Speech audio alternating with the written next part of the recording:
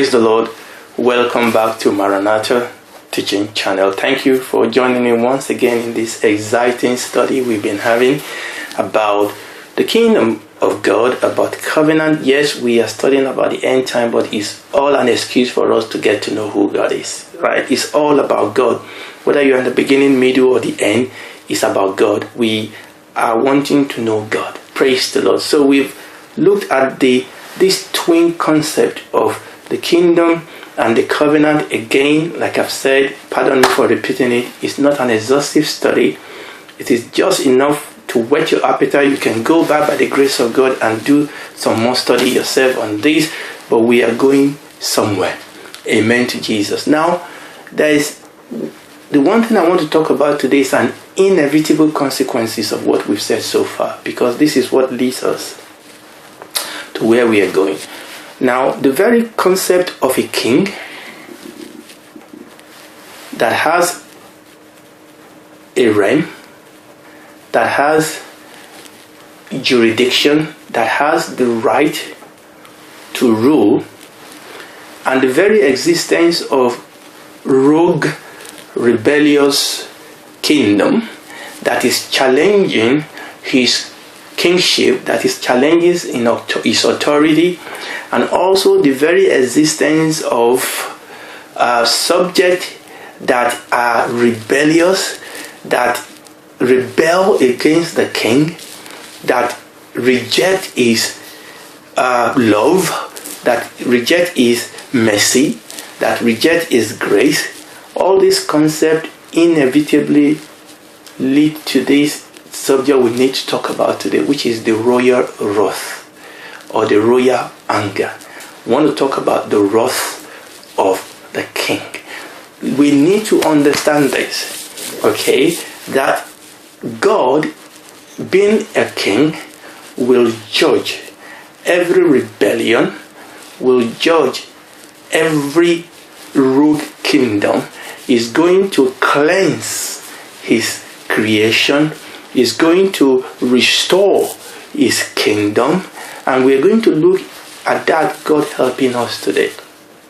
Right, so we are going to talk about God's wrath, what I've titled royal wrath. Most people tend to recoil when we talk about God's anger or God's wrath, because most of the time our image of anger is a toddler or a little girl or an immature somebody that is throwing tantrum.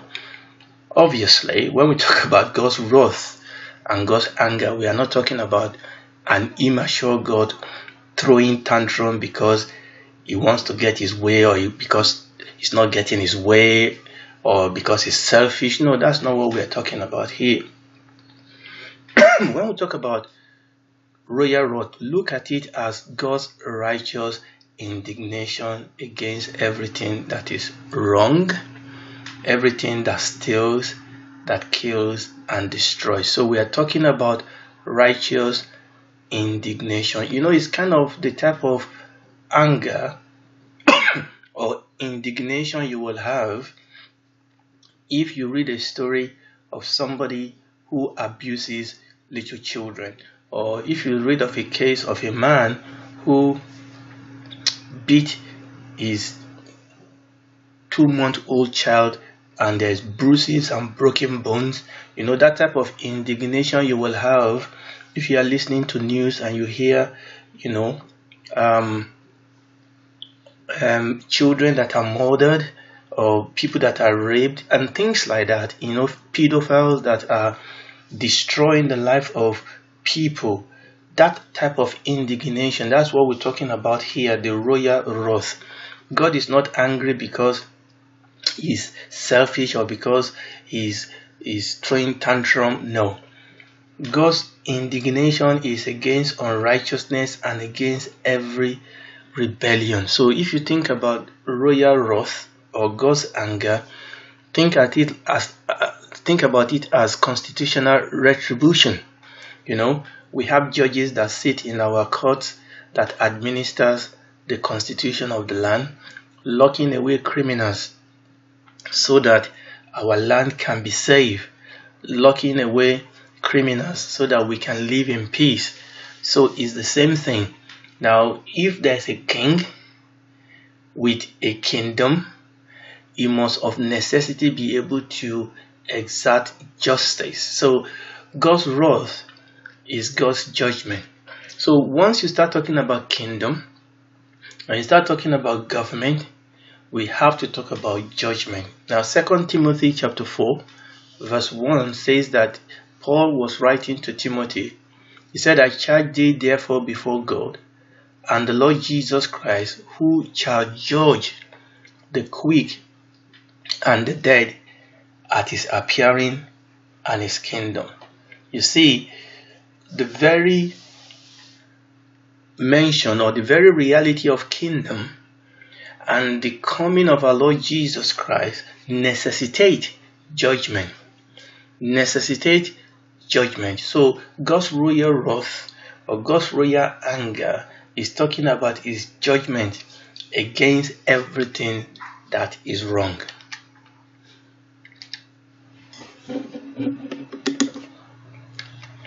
Now, before we move on, let's just have a quick rundown of what we said about the kingdom of God. We said the kingdom of God is a unifying theme of the Bible, and that the primary and central theme, or this primary and central understanding of the kingdom, is sovereignty, is the right and the power to rule. Yes, secondary application of the kingdom is that of realm, or the subject of the kingdom, but we must understand that the central meaning, the central understanding, the primary understanding of the concept of the kingdom is the sovereignty and the right, the power to rule. So in the first coming of the Lord Jesus Christ, he came as a king and inaugurated his kingdom. And in his second coming, he will consummate and consolidate his kingdom. And he will also judge every rebellion. He will judge everything that is not right in the kingdom. Right. Also, in the last teaching, we have a teaching about covenant. So let's have a quick review of what we said about covenant. We said in biblical story, kingdom and covenant are mutually dependent concepts. Okay, so kingdom and covenant are two sides of the same coin. Covenant defines and establishes the kingdom. Covenant defines and establishes the kingdom. Covenant is the glue that glue the king to his subject. Covenant defines the king's relationship with his subjects.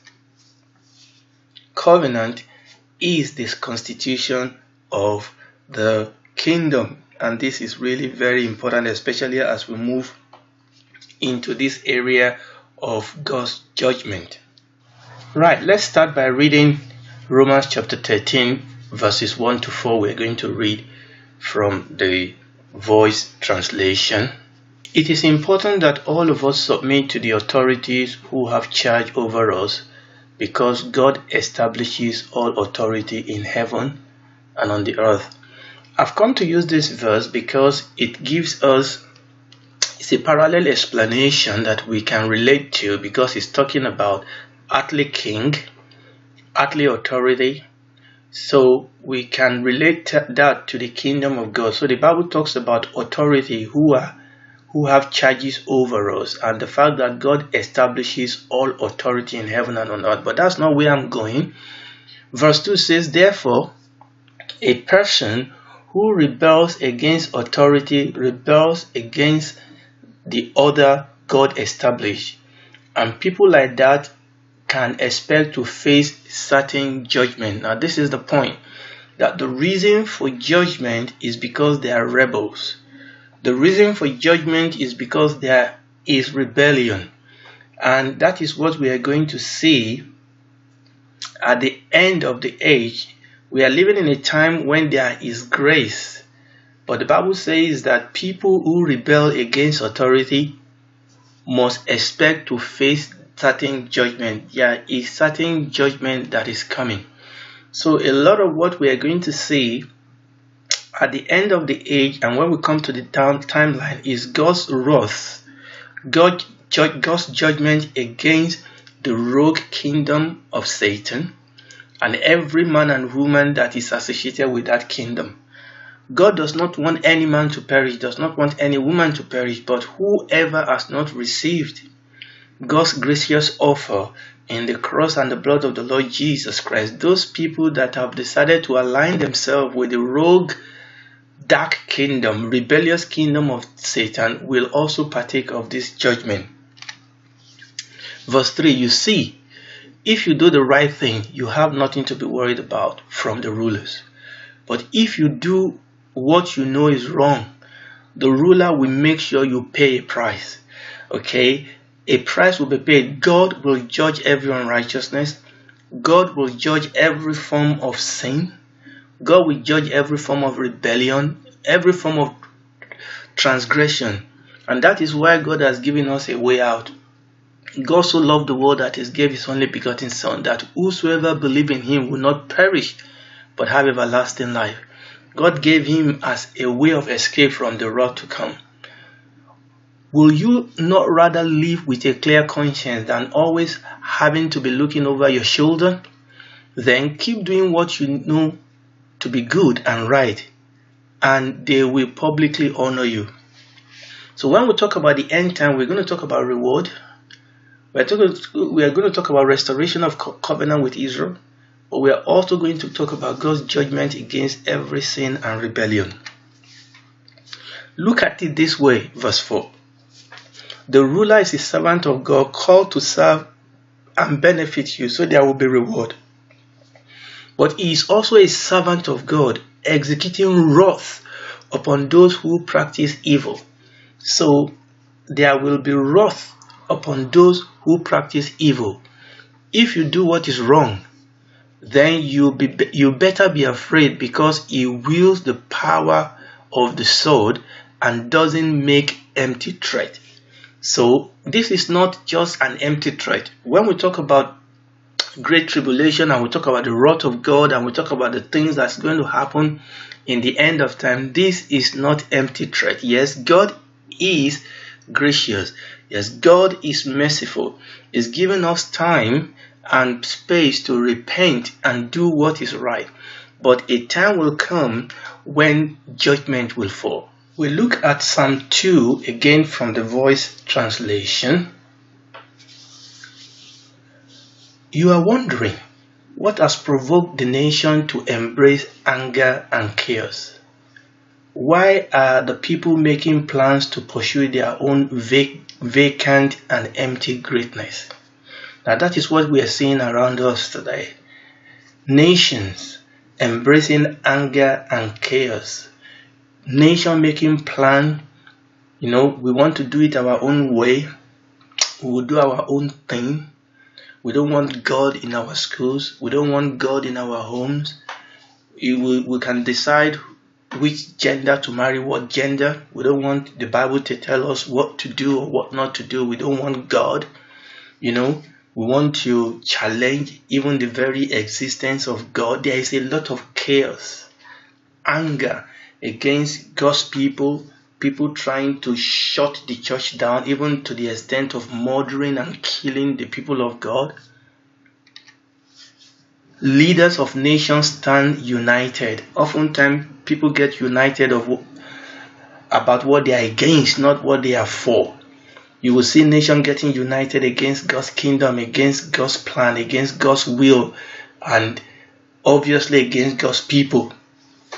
Rulers put their heads together, plotting against the eternal one and his anointed king, trying to figure out how they can throw off the gentle reign of God's love, step out from under the restriction of his claim to advance their own scheme. And that is what we see here. And the Lord Jesus warns us that if they hated him, they will hate us.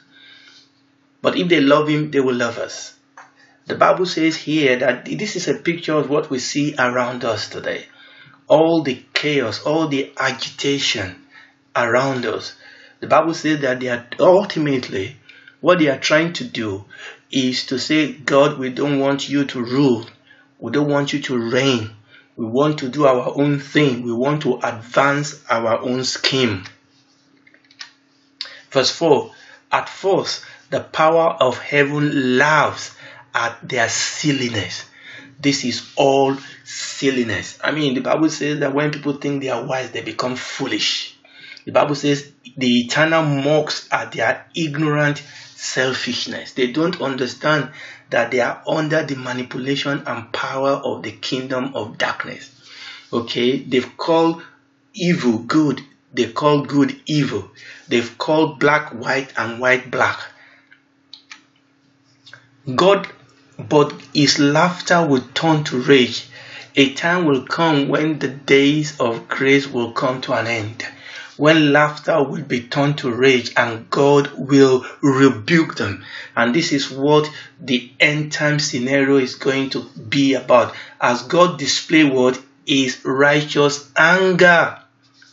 They begin to know the meaning of fears. Now, what the wrath of God that God is going to display is the righteous anger of God. And then people will begin to know the meaning of fears. He says, I am the one who appointed my king, who reigns from Zion, my mount of holiness. He is the one in charge. Jesus is the one in charge. He's in charge now, even if people don't want to bend their knee. But if they don't bend their knee and bow their head willingly, they will bend it and bow it when they don't have a choice. So God has an advice. So leaders, kings and judges, be wise and be warned. And this is what God is doing now. We are his ambassadors. Through us, God wants to warn the nations. There is only one God, the eternal. Worship him with respect and awe. Take delight in him and tremble. Bow down before God's Son. If you don't, you will face his anger and retribution, and you won't stand a chance. And that is the scenario that is going to happen. Remember how we get to this place is the kingdom, is the king, the kingdom, the covenant, and these all bring one certain judgment for people who are rebellious. If you don't, the scripture says, you will face his anger and retribution, and you won't stand a chance, for it doesn't take long to kindle royal wrath. But blessing await all who trust in him. They will find God a gentle refuge. For those people that trust in him, for those people that have come into a covenant with God through the Lord Jesus Christ, they will find him a gentle refuge. They will find him a refuge. They will find him a loving, merciful God. But for those that have decided to move in their lot with the enemy, with the rogue kingdom, with the unrighteous lot, the Bible says that they will face the anger and the retribution of God, and they will not stand a chance.